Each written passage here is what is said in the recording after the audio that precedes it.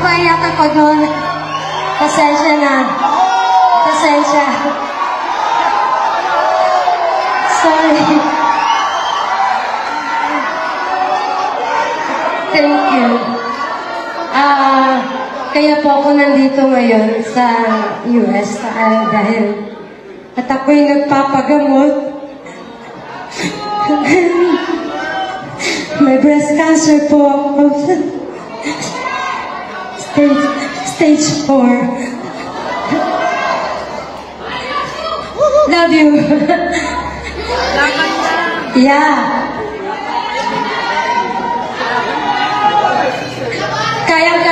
Kayang-kaya. Sakit lang yan. Cancer lang yan.